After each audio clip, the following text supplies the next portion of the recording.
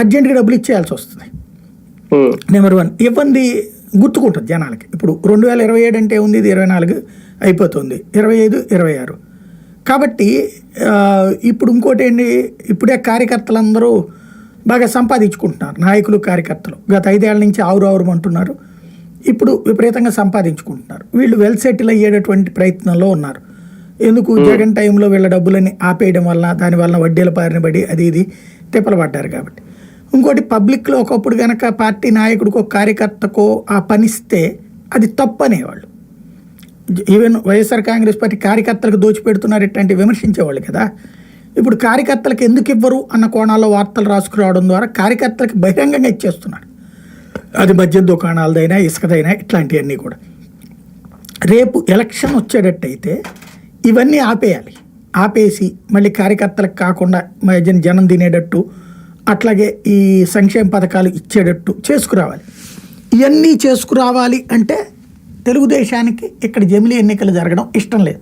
Last 2 ఇయర్స్లో లేదా last 1 ఇయర్లో ఇవన్నీ అమలు చేసి ఇదిగో మేము మాట తప్పలేదు అని చెప్పే ప్రయత్నం దానికి ఉంది.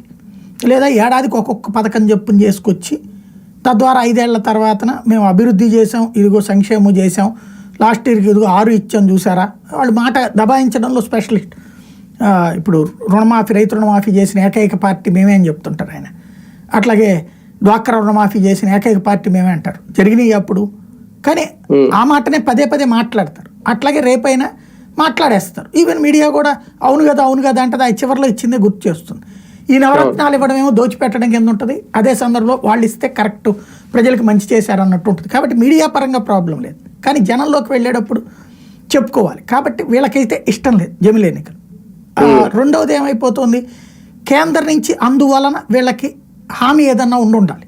చంద్రబాబు గారికి లేదులే మనం జమిలీ అయితే ఖాయము, 29లోనే పోదాం, లేదా 28 ఎండింగ్, డిసెంబర్లోనూ తెలంగాణ ఎలక్షన్స్ అయి ఉంటాయి కదా, మధ్యప్రదేశ్, రాజస్థాన్, ఛత్తీస్గఢ్ ఆపేసేసి ఐఈ ప్లస్ ఇది కలిపేసేసి ఒకేసారి పెట్టచ్చు. ఓవరాల్గా ఇప్పుడు 13-14 రాష్ట్రాలు ఎన్నికలు అవుతాయి ఒకేసారి.